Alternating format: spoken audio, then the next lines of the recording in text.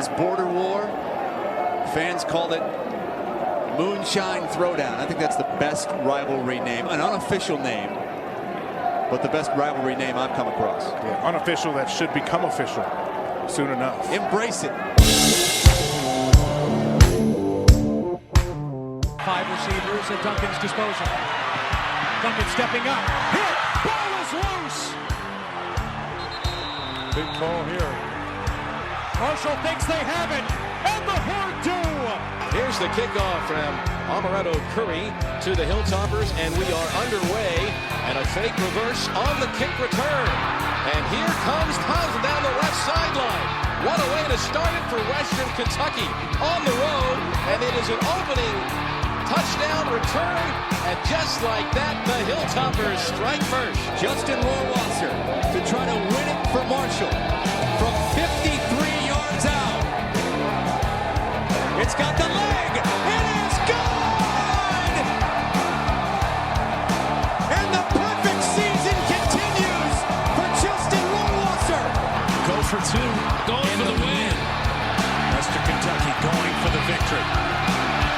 Rolling to his right, quick strike, and they did it! Western Kentucky has ended the perfect season into the hands of Willie McNeil. A shocker here in West Virginia, and it is over for Marshall. They end the regular season 11-1. Welcome back to the Moonshine Throwdown podcast. Doing things a little bit different this week.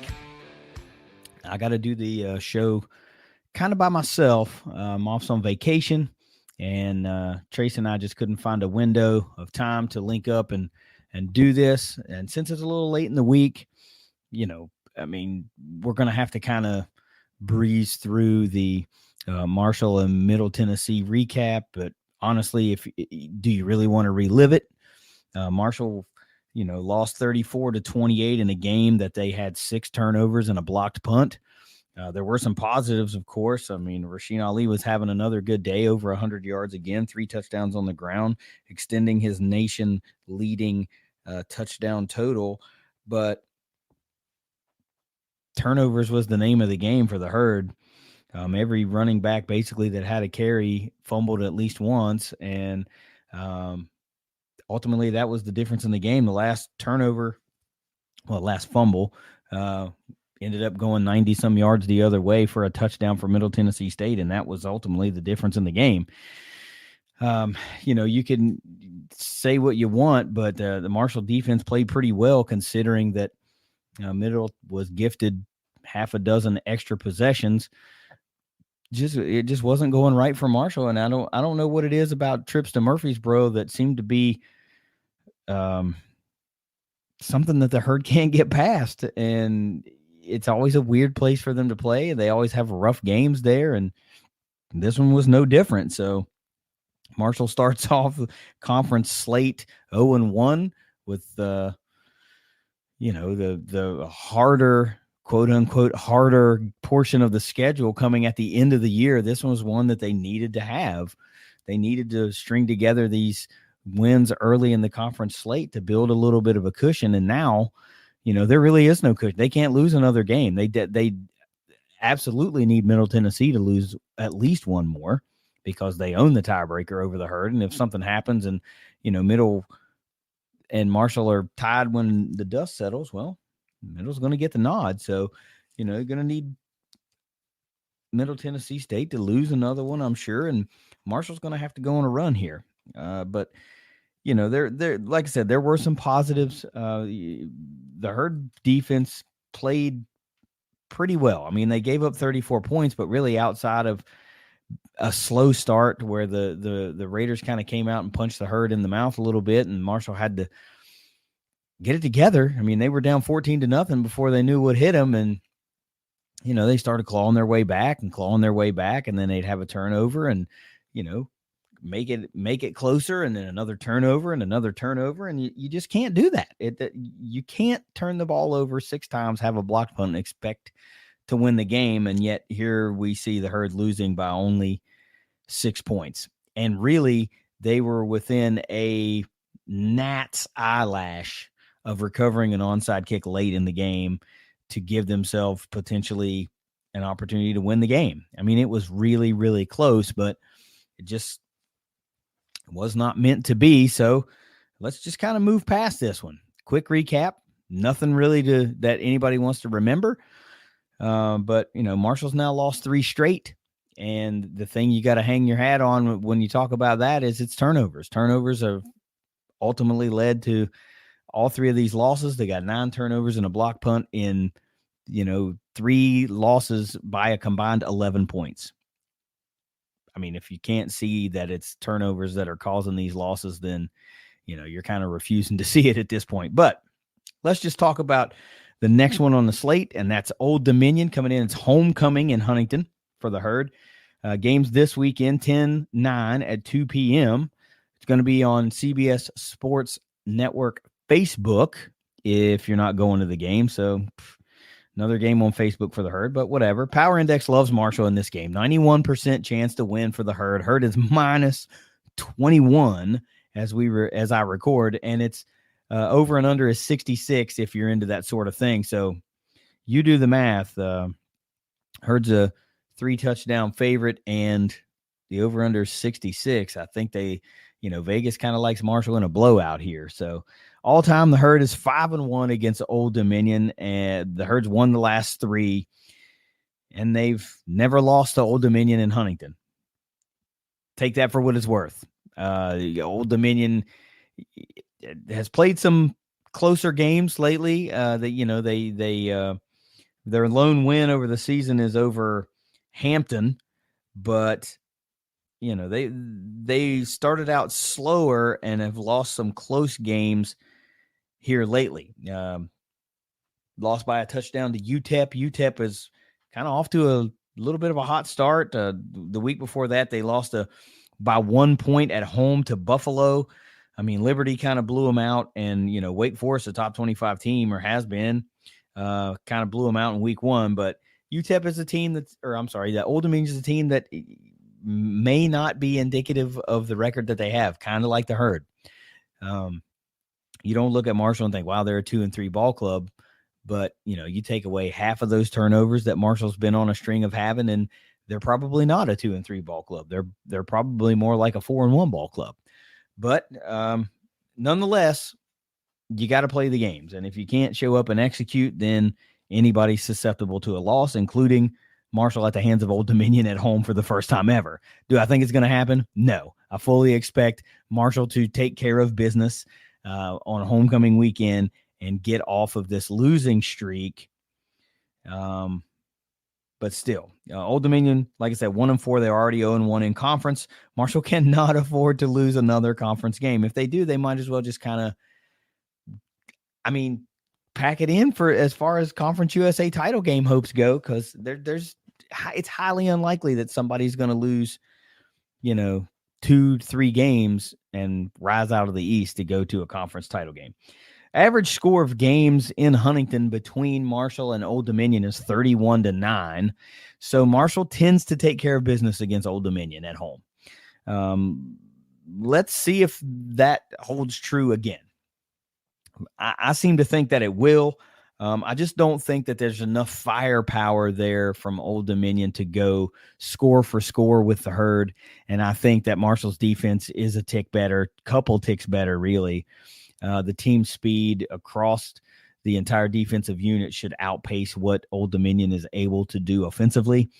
But that being said, there are some guys that have made some plays for the Monarchs, and they have 2 really good tight ends that we're going to talk about that are mismatches across the field. So, much like Xavier Gaines is a mismatch for most defenses, when we talk about this, one of these tight ends for Old Dominion, you'll see why he's such a mismatch as well. His measurables are off the chart. But look, let's talk about some of these players to look out for. Grad transfer from UCF quarterback number 8, DJ Mack Jr. is the signal caller for the Monarchs. 6'3", 226-pound junior, 77 out of 145 this year, 753 yards, 4 touchdowns and 5 interceptions, and he's been sacked 15 times. And we know that that's something that Marshall loves to do and that they do really well, and that's getting to the quarterback. So if that's a weakness on this Monarch offense, well, expect Marshall's defense to exploit that. They've got a bevy of pass rushers and disruptive defensive linemen. So if there's a chink in the armor of the Old Dominion offensive line, Marshall's definitely going to be exploiting that. And along with being the leading passer, of course, DJ Mack is also the Monarchs' fourth leading rusher with 60 carries for 151 yards and 6 touchdowns on the ground. So more touchdowns on the ground than through the air for DJ Mack, true dual threat quarterback. I heard has had difficulty with those in the past. So we'll see if they can do enough to bottle him up or disrupt him in the passing game and maybe, force them to have to beat the Herd on the ground, which Marshall's really good at stopping the run and have been for a number of years. So we'll see what the game plan looks like for the Herd. How about number 12 running back Elijah Davis, 5'10", 209-pound sophomore, 45 carries, 279 yards at 2 touchdowns, good for 6.2 yards per carry. Very capable running back for Old Dominion. They're very balanced on offense as far as their season averages, and we'll talk about that at the end. But continuing on with these players to look out for, and now we get to the leading receiver on this team. It's the tight end I mentioned earlier, number 80, Zac Coons. Dig these measurables: 6'8", 245-pound sophomore. That's why this guy's going to be a mismatch. 6'8" is a mismatch for anybody. So he's leading the team in all categories, receptions, yards, and he's tied for the team lead with touchdowns. 24 catches, 239 yards, 2 touchdowns, leads the way for the Monarchs. Also, number 0, wide receiver Ollie Jennings, 6'2", 200-pound sophomore, 15 catches, 178 yards, and 1 touchdown, good for 11.9 yards per catch. And then the second tight end that we're going to talk about, number 83 tight end Isaiah Spencer, 6'5", 226-pound sophomore, 9 catches, 79 yards, but 2 touchdowns, tied with Mr. Coons for the team lead, 8.8 yards per catch. So this Old Dominion team likes to utilize those tight ends. DJ Mack has 4 touchdowns through the air. Those 2 tight ends that we mentioned have 4 touchdown receptions. And Jennings, of course, has 1. So, the second other quarterback on that's had some playing time for the Monarchs has thrown a touchdown pass, obviously. But look, all in all, this offense for the Monarchs, 352 yards per game is their average. And I said they're balanced, 178 yards through the air, 174 on the ground. They're averaging just under 26 points per game, but I'm not sure that they can, if Marshall's not turning the ball over, I don't think they're going to have the ability to put up 26 on this Herd defense. I think the Herd defense is just a little too fast, a little too fierce, and, they swarm. So you look back at Middle Tennessee, they gave up 34 to Middle Tennessee, and they had to turn the ball over 6 times, and Middle had to block a punt in order to just get 34 points. So I'm not sure that Old Dominion's going to be able to do that. Taking a look at the defense for the Monarchs, handful of guys you want to pay attention to. Starts with number 3, linebacker Jordan Young, 6'3", 230-pound senior, 33 tackles, 14 of those solo and 1 sack.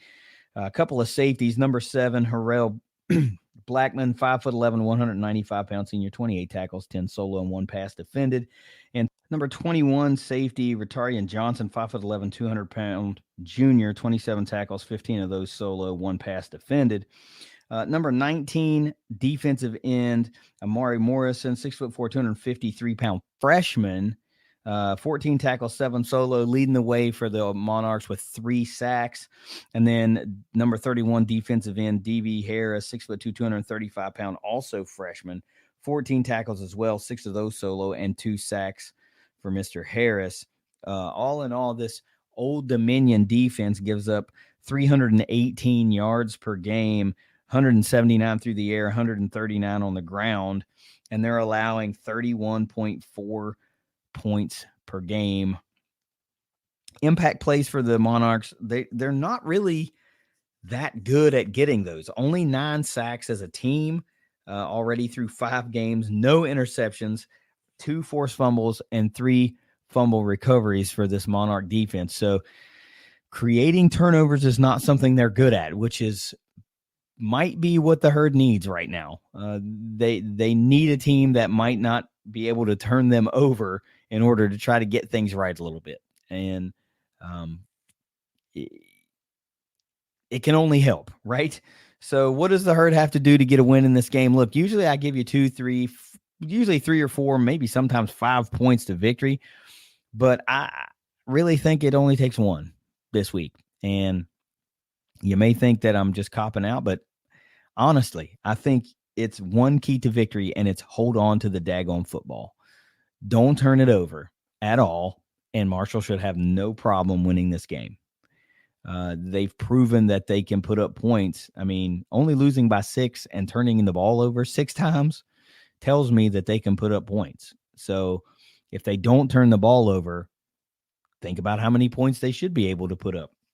With that being said, my score prediction for this game is 42-13. The Herd taking care of business at home on homecoming, getting 1 in the left-hand column, and trying to even up that record on this season and that conference record, more importantly. 200 proof player this week, I think it's going to be Rashina Ali. A big bounce-back game from the case of the fumbles against Middle Tennessee State. I'm thinking that Rasheen might have the ability, or might have the opportunity to get that elusive 200-yard rushing game. He's due. He came really close a couple of weeks ago, and just was knocking on the door and just couldn't get there. I think he ended up like 186 or something like that yards, really close. But this might be the one where he does it. Put on a show in front of the hometown crowd.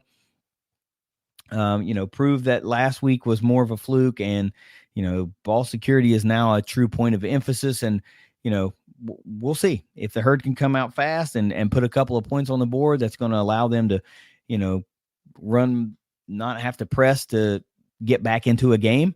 So it should mean bigger numbers for the running backs. So we'll see if the Herd can get back on the right track and start ripping off a bunch of wins here before we get into November, when the gauntlet of the schedule starts rearing its ugly head. When you talk about Charlotte, UAB, Western Kentucky, FAU, not in that order, but that's who the month of November holds for the Herd. They got to start piling up wins, and they got to start piling them up in a hurry, or else this season's going to, kind of spin out of control. So let's have a little faith in Huff's Herd for one more week, and we'll see that they'll get things going the way they should. Winning kind of cures all. Marshall's taken some bad beats here lately, and when you talk about losing a heartbreaker, being up by 17 points in the fourth quarter to ECU, and then turning around and losing by a point to App State in a big hard-fought game that they should have won, and then the 6 turnover debacle that causes a loss in against Middle Tennessee State. It really, these are 3 losses that are equally deflating in their own way. So it's time for the Herd to take care of some business and embarrass somebody else on the field. And it just happens to be Old Dominion this week, I think. So let's see if the Herd can put up at least 42. Maybe they can get 50. Heck, maybe they can get 60. But let's just see them get a win. Until next week, we'll try to get things linked out and lined up a little bit better and get back to normal. But go Herd, go Tops. It's the Moonshine Throwdown Podcast. Later.